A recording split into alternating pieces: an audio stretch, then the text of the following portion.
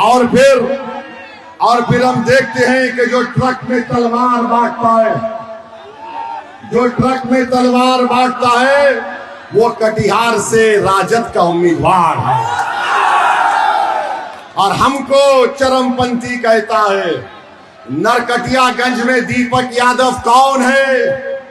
Internet पर जाकर देखा जाए, दीपक यादव का नाम गूगल में डालो, दीपक यादव तलवार बांट रहा है। क्या मुर्गी काटने के लिए या बकरा काटने के लिए, फैसला आपको करना। हमको गाली दी जाती है तो याद रखिए, सीमांचल में आपको अपनी लीडरशिप को बनाना है। और अगर कोई 3.5% वाला कहता है कि मल्ला का बेटा उप मुख्यमंत्री होगा, तो हम ये कह रहे हैं कि आफ्ताब कंचन का भी बेटा 17% अल्पसंख्यक समाज बिहार का इंशाअल्लाह बिहार का मुख्यमंत्री होगा और हो सकता है। तो क्या आप साथ देंगे हमारा? क्या फिर यहां से हमारा भाषण सुनकर घर में जाके सो तो नहीं जाएंगे? हमारे भाषण के बाद शैतान के एजेंट आएंगे, आकर बोलेंगे अरे ये तो भाषण भड़काऊ देता है, कोई बोलेगा ये जज्बाती बात करता है।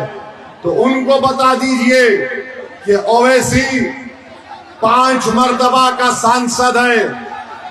बता दो 1 मर्तबा भी पार्लियामेंट की तारीख में कि मैंने कभी भी अवाम दुश्मन कोई कानून का साथ दिया।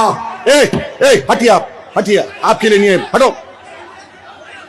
बता दो कि कोई हमने अवाम दुश्मन कानून का साथ दिया। 11 साल से मोदी 3 मर्तबा प्रधानमंत्री बन गए। ट्रिपल तलाक का कानून आया तो किसने उसकी मुखालिफत की, जनता जानती है। CAA का कानून आया तो फाड़ कर फेंक दिया मोदी की तरफ। हम इस कानून को नहीं मानते, मजहब के बुनियाद पर बनाया गया। वक्फ का काला कानून बनाया गया।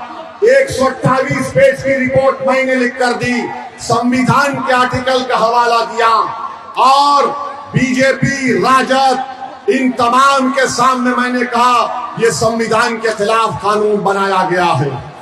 ये वक्फ को बचाने के लिए नहीं, मस्जिद, दरगाह और कब्रिस्तान को छीनने का कानून है। हमने कहा मोदी जी ये संविधान के खिलाफ, हम उसको फाड़ कर उसको पार्लियामेंट की जमीन पर फेंक दिया।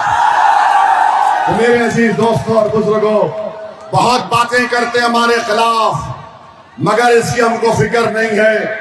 हमने कहा और आज भी कह रहे हैं, जब तक हम जिंदा रहेंगे सीमांचल जिंदाबाद का नारा लगाएंगे।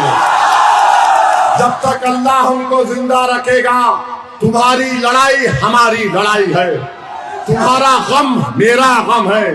तुम्हारे आंख से एक कतरा जो आंसू का गिरता है, उससे हमारे सीने में भी तकलीफ होती है। हम लड़ेंगे, हमारे लिए सीमांचल की लड़ाई बड़ी ही जरूरी है और हम लड़ते थे, लड़ते रहेंगे। जिन लोगों ने तुम्हारे चैन को बर्बाद कर दिया, ओवैसी तुमसे वादा कर रहा है हम उनकी नींदों को हराम कर देंगे इंशाअल्लाह। जिसने तुम्हारे बच्चों के मुस्तकबिल को बर्बाद किया, मेरी माँ और बहनों, हम उनके सियासी मुस्तकबिल को अंधेरे में डाल देंगे इंशाअल्लाह। जिसने हमारे सीमांचल की जनता को इंसान नहीं समझा, वो तुम्हारे वोट के हकदार नहीं है। जो सीमांचल की और गरीबों की लड़ाई लड़ रहा है, आप अपना वोट 11 तारीख के दिन पतंग छाप पर दीजिए। देंगे ना तो बटन दबेगा किस पर? बटन दबेगा किस पर? पतंग छाप जिंदाबाद।